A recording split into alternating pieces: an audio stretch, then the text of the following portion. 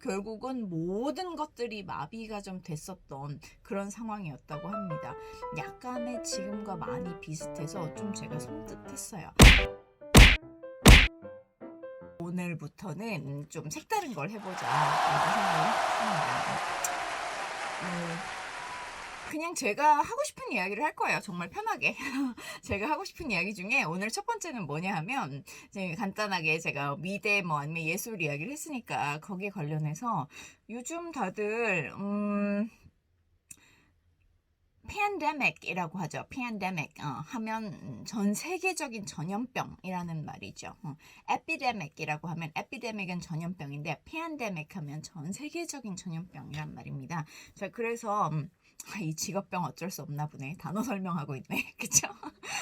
자, 그래서 어쨌든 이 팬데믹인 코로나 바이러스 때문에 처음에 우한에서 시작이 돼서 한국에 왔을 때까지만 해도 이렇게까지 커질 줄 몰랐죠. 우리뿐만 아니라 전 세계적인 다른 나라들도 그랬을 거예요. 그래서 한국 사람들 못 들어오게 하는 나라들이 막 거의 지금 이제 한 130개국이 한국에서 오는 사람들 다 입국 금지시킨다고 하던데 참 어이가 없이 그래서 그 정도로 약간 이렇게 아시아권에서만 있다 끝날 일일 것 같던 게 지금 사실 한국보다 이 전 세계 다른 나라들이 훨씬 더 비상이죠. 그쵸? 유럽 뭐도 마찬가지, 선진국이라는 미주 쪽도 마찬가지, 뭐 남미, 아프리카 할 것 없이 모든 전 세계에 이제 퍼져서 난리가 나 있는 이 코로나 바이러스에 관련돼서 뭐 그 이야기를 생각을 하고 있다가 제가 아까 얘기했던 것처럼 미술 관련된 책을 좀 일제 같이 읽다가 보니까 좀 뭔가 연결되는 걸 하나 발견을 했습니다.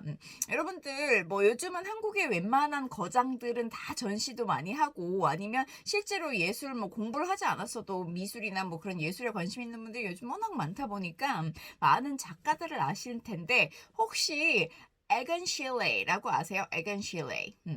에곤 실레라는 작가가 있습니다. 보통은 좀 미술에 관심이 많은 분들이 아니면 이름만 말을 했을 때는 하고 잘 모르는 분들도 많으시더라고요. 그런데 이렇게 작품을 보여드리면 좀 본 적이 있는 것 같기도 라고 생각하실 수도 있을 것 같아요.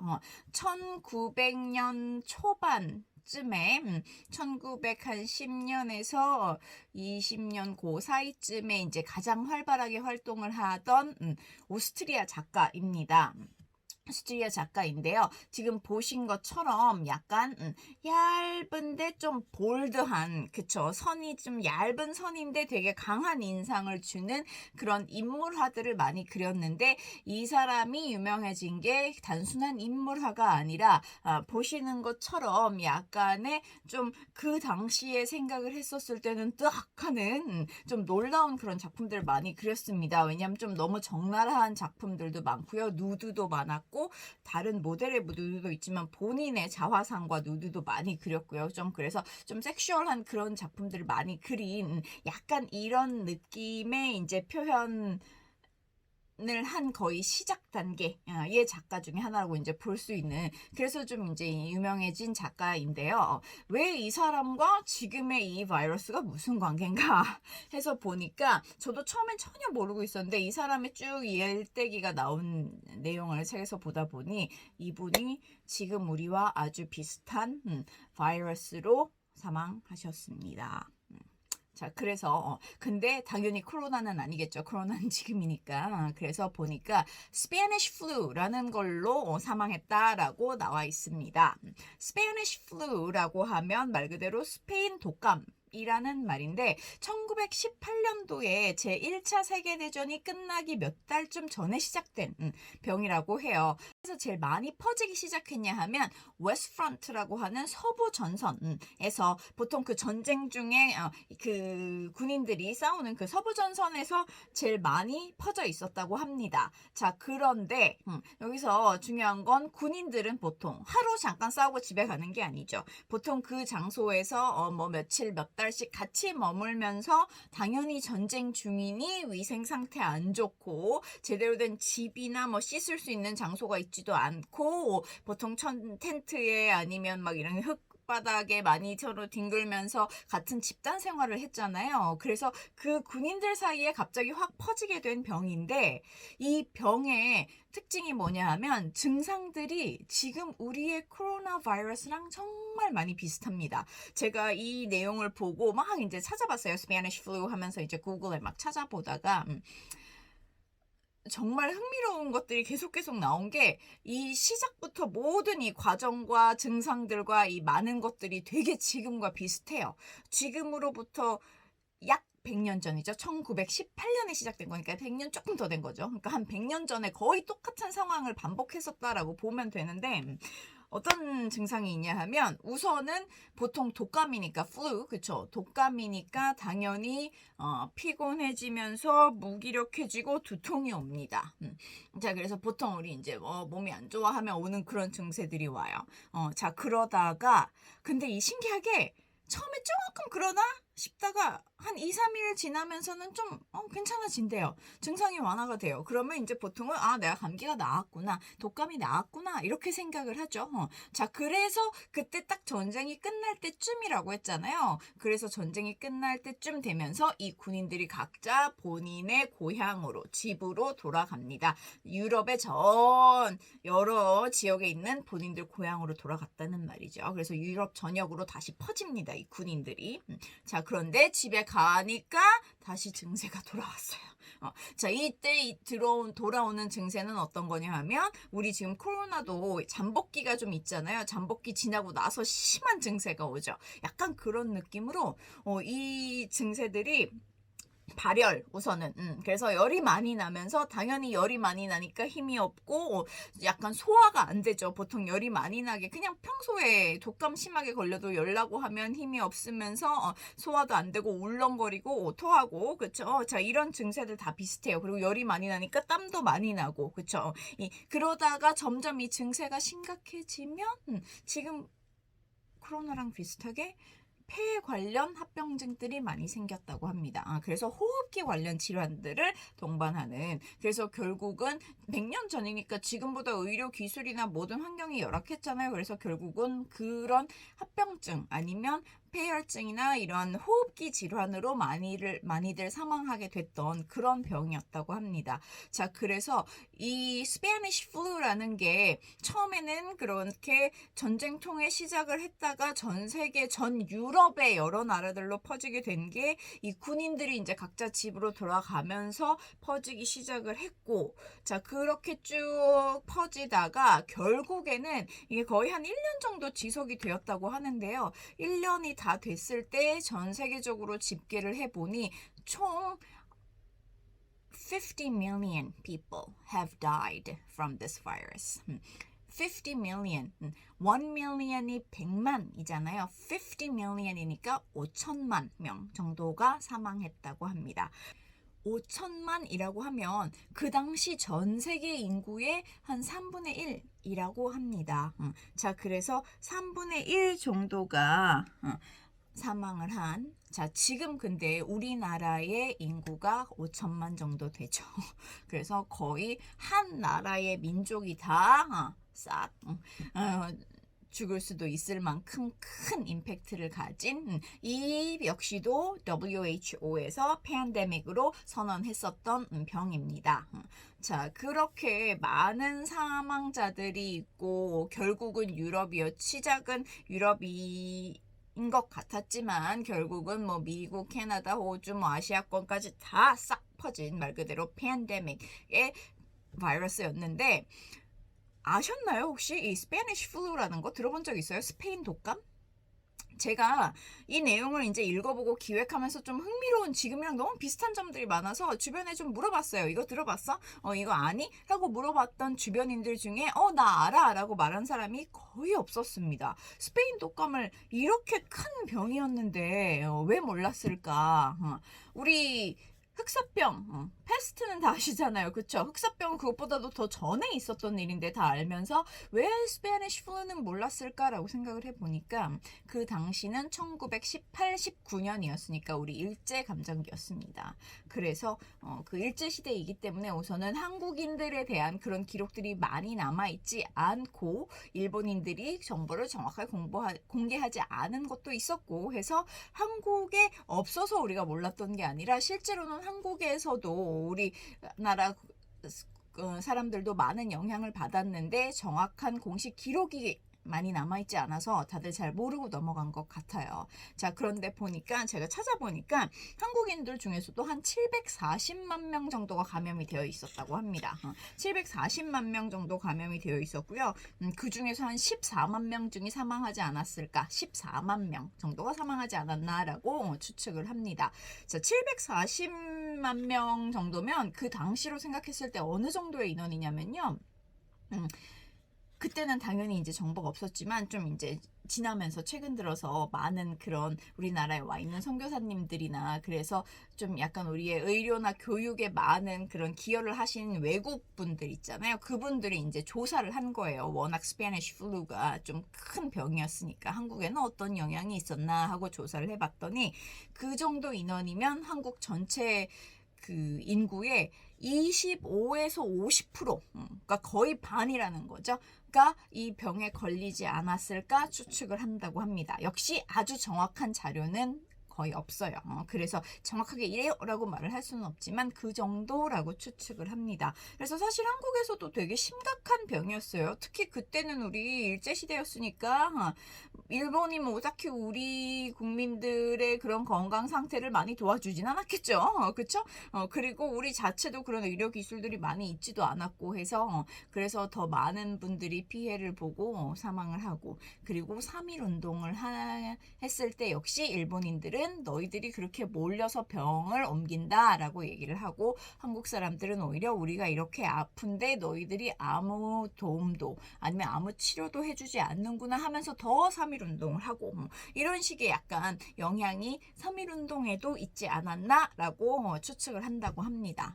자, 그래서 이 스페니쉬 플루라는 병과 이 에건 실레라는 작가의 이야기를 같이 좀 곁들여서 제가 이제 여러분들에게 알려드리는 건데 에건 실레는 아까 보신 것처럼 그런 식의 약간 되게 지금으로 생각하면 뭐 별거 아니네 생각할 수 있지만 그 당시에는 파격적인 그런 이제 작품들을 했던 오스트리아의 화가였는데요. 어떻게 뭐 이 작가의 일대기를 제가 다 언급을 하진 않을 테니 작가에 대해서 연결성만 잠깐 좀 보자면 우선은 아이러니하게도 그가 갔었던 학교가 아주 유명한 미대였는데 히틀러가 그렇게 가고 싶어 했던 미대였다고 합니다. 미술학교, 미대라고 하긴 그렇고요. 미술학교라고 합니다. 예술학교, 그쵸?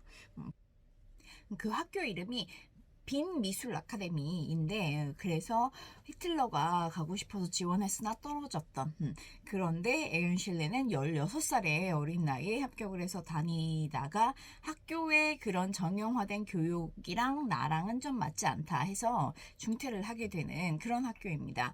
여기에서 좀 생각을 할 수 있는 게 히틀러가 만약 그 학교에 합격을 해서 예술가의 길로 갔다면 이 전 세계의 역사가 또 많이 바뀌지 않았을까라는 뭐 지금 생각하면 쓸데없는 생각을 좀 해보게 됩니다. 자, 그래서 어쨌든 에건 실레가 학교를 그래서 이제 그만두고 우리 잘 아는 구스타프 클림프의 제자이면서 후배예요. 클림트의 작품들은 되게 좀 색감이 화려하게 노란 그 The Kiss 다들 잘 아시죠? 그쵸? 그런 노랗게 화사하고 따뜻한 로맨틱한 느낌의 이제 작품들인데 이 에건 실레의 작품은 완전히 다른 느낌을 좀 띠고 있죠. 하지만 클림트가 아주 눈여겨보고 얘는 좀 뭔가 되겠다, 끼가 있다라고 생각해서 많이 전시회도 함께 하고요. 여러 가지 많은 친분을 쌓고 좋은 그런 인맥들도 소개시켜주고 하면서 둘이 계속 이제 좋은 관계를 유지해서 사는데 그러던 중에 이런 작품들 그 시대에는 좀 받아들여지기 힘든 느낌의 작품들이어서 외설이야 하면서 저게 무슨 예술이야 라는 손가락질을 많이 당하면서 에건 실레가 결국은 작은 시골 동네로 이사를 가서 살게 됩니다.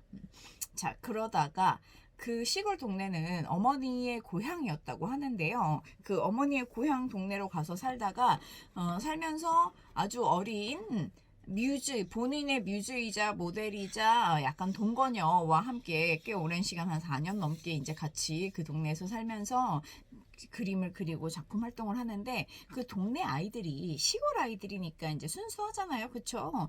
그런 젊은 부부들이 와 있는 것도 우선 신기하고 근데 그림을 그린다니 더 신기하고 해서 이 친구들이 많이들 이 에건 실레의 집에 놀러 와서 같이 어울렸다고 합니다. 자, 그러면 이 아이들을 그려주기도 했겠죠. 그래서 아이들 그림을 그리고 했었던 게 결국은 그 아이들의 부모님에게 알려지면서 이 아이들을 유혹해서 집에 몰래 데리고 와서 감금시켰다. 그러면서 이런 외설적인 그림을 그렸다 하는 식으로 이제 에건 실레가 재판을 받고 감옥에 가게 됩니다. 감옥에 그다지 오래 있진 않았어요.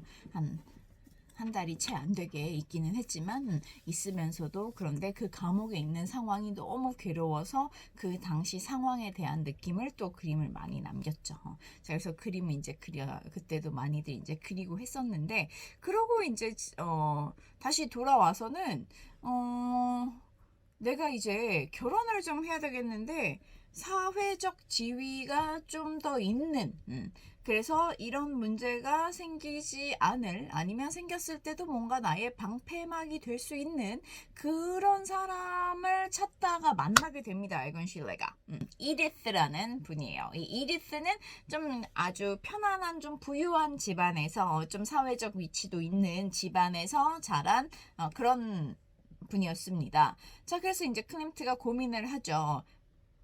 클림트래. 에건 실레가 고민을 하죠. 에건이 어떤 고민을 하냐면 이 이리스도 나에게 뭔가 그런 따뜻한 아니면 배경 뭔가 좀 이렇게 나의 서포트가 돼줄 수 있는 이런 사람이고 그래서 결혼하기 좀 좋은 듯한 느낌이고 하지만 이제까지 같이 동거했던 월리입니다. 월리도 내가 아직도 마음에 들고 그래서 이리스와는 결혼을 하고 월리와는 그냥 약간의 그냥 불륜 관계로 유지를 하고 살아야지 하고 이야기를 했더니 당연히 월리가 나는 그건 싫다 하고 도망을 갑니다. 그리고 이 둘은 절대 그 이후에 만난 적이 없다고 해요. 자, 그래서 결국은 그냥 이리스와 결혼을 해서 이제 생활을 하는데 이리스를 많이 사랑합니다. 그래서 이 이리스에 대한 그 마지막 결혼 후의 작품들은 이리스를 모델로 한 작품들이 아주 많아요. 그래서 이렇게 이제 같이 살다가 그러던 중에 얼마 안 돼서 지금의 이 스페니쉬 플루가 터지기 시작한 거예요. 자, 그런데 역시 이들도 피해갈 수 없었습니다. 이 스페니쉬 플루가 터지면서 이리스가 임신 6개월이 되었을 때 이 독감에 걸려서 사망하게 되고 그 후 3일 이 지나고 나서 에건 실레도 같은 스페인 독감으로 사망하게 됩니다. 자, 그때 그의 나이가 28살 밖에 안 됐었다고 해요. 자, 그래서 더 오래 살았으면 더 많은 작품들을 남기고 아무래도 시간이 지나면 이제 작품 스타일도 많이들 바뀌잖아요, 작가들이. 그러면서 더 오래 이제 기억에 남고 많은 작품들로 아마 많은 분들이 기억하실 만한 작가가 되지 않았을까 싶은데 좀 너무 젊은 나이에 허망하게 이 병으로 돌아가셨습니다. 자, 그래서 28살에 그렇게 이제 에건 실레는 지금 이런 작품들을 남기고 떠나게 되죠. 자, 그런데 그 당시에 스페니쉬 플루에 걸렸던 유명인들이 사실은 되게 많았어요. 우리가 정말 다들 잘 알고 있는 월트 디즈니도 스페니쉬 플루에 걸렸다가 다행히 이분은 완치가 돼서 회복을 한 분 중에 하나고요. 그리고 미국의 대통령인 미국의 32대 대통령인 프랭클린 로스벨트도 역시 병에 걸렸었다가 완치가 돼서 이제 나중에 미국 대통령이 됐고요. 그 당시에 미국 대통령이었던 무드로 윌슨이라는 미국의 제28대 대통령도 역시나 이 스페니쉬 플루에 걸려 있었습니다. 뿐만 아니라 유럽의 여러 유명한 그리고 뭐 배우들 뭐 등등등 유명 인사들도 많이 걸렸었다고 하는 게 지금의 코로나 상황이랑 좀 비슷하죠. 우리도 유명 인사들이 점점점 많이 걸리고 확진이 되고 막 하잖아요. 그쵸? 자, 그래서 그때 그러면 의사들이 어떻게 이걸 예방하자라고 했냐 하면 지금이랑 또 너무 비슷해요. 마스크 끼고 마스크 쓰고 사람들과 접촉을 최대한 피하고 그래서 그때도 제일 먼저 학교들 문을 닫았습니다. 학교들 문을 닫았고 그리고 이게 바이러스가 아무래도 말과 공기와 침으로 옮기다 보니까 같이 얘기하는 거 식사하는 걸 이제 피하고 그쵸. 그래서 나가지 말고 집에 있어 라고 얘기를 했었던 게 지금의 상황이랑 많이 비슷하고요. 그리고 하다 보니 지금이야 워낙 우리가 많이 이제 좀 발전을 해 있고 의료 상황이나 아니면 의사들이나 그런 의료진들도 많이 있기 때문에 좀 덜한 상황인 것 같은데 그때만 해도 인력도 너무 모자라고 기술도 많이 없고 약들도 많이 없고 했었기 때문에 모든 공기관과 회사들이 돌아갈 수가 없었다고 해요. 왜냐하면 직원들이 막 하루가 멀다 하고 다 아픈 거예요. 막 반 이상이 다 아파서 집에 있고 출근을 못하고. 자, 그러면서 이제 점점 회사들, 공장들도 문을 닫게 되고 공기업들 역시도 아파서 진행이 안 돼요. 다들 일을 못하니까 안 되고 그러다가 이제 병원들로 이 환자들이 다 몰리죠. 자, 그런데 그 병원들도 이 모든 환자들을 수용할 그런 공간도 없고 의료진도 부족하고 약품들도 부족하고 해서 결국은 모든 것들이 마비가 좀 됐었던 그런 상황이었다고 합니다. 약간의 지금과 많이 비슷해서 좀 제가 섬뜩했어요. 물론 플루라는 독감이라는 그 시작점이 비슷하기 때문에 아마 증상이나 모든 게 비슷했겠지만 어쨌든 아주 먼 옛날도 아니고 딱 100년 전에 있었던 일이 지금 다시 반복된다는 게 좀 약간 무섭지 않나 싶은 생각이 좀 들었고요. 이름의 유래를 마지막으로 좀 알려드리자면 오늘 영상이 좀 길어졌네요. 이렇게 길면 안 되는데 이렇게 길면 재미없어서 다들 안 보실 텐데 큰일이네. 스페니쉬 플루잖아요, 이름이. 스페인 독감인데 스페인 입장에선 약간 억울할 것 같아요. 왜냐하면 이건 스페인에서 시작된 독감이 아닙니다. 사실은. 스페니쉬 플루라고 이름이 붙여진 이유는 이 스페인은 세계 1차 세계대전 때 중립국 중에 하나였기 때문에 전쟁에 딱히 어떤 한쪽으로 참여하지 않은 국가였다고 해요. 그러다 보니까 이런 환자들이 생겼을 때 좀 더 빨리 확진을 하고 치료를 하는 게 가능했었겠죠. 그래서 스페인에서 처음으로 이런 증상을 가진 환자를 이런 독감의 종류입니다 라고 발표를 한 나라라고 합니다. 그래서 이게 스페인이 앞에 붙어서 Spanish flu, 스페인 독감이라는 이름이 붙었다고 해요. 그래서 원래 시작은 스페인이 아니다 라고 하는데 뭐 이름은 이미 붙여졌으니 그렇게 이제 부르기는 하는 거죠. 자, 그러면 이 시작이 사실은 어디였냐 라고 하니까 이제 와서 이제 한 거의 최근에 현대에 와서 사람들이 학자들이 조사를 하고 연구를 하면서 이제 발견한 좀 흥미로운 사실이 뭐였냐 하면 사실은 이 스페니쉬 플루도 역시 중국에서 온 거다라는 추측을 많이 한다고 합니다. 중국에서 근데 어떻게 유럽에 가서 이렇게 미주까지 퍼졌지?